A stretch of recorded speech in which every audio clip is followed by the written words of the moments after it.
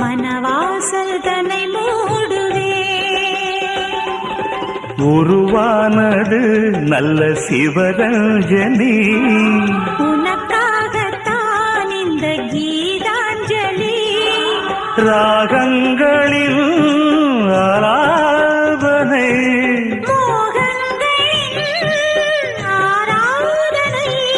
உடலும் மனமும் தழுவும் பொழுதில் உருகும் ஒரு ஜீவன்தான் உன் பாடல்தான் ஓயாமல் இசைக்கின்றது.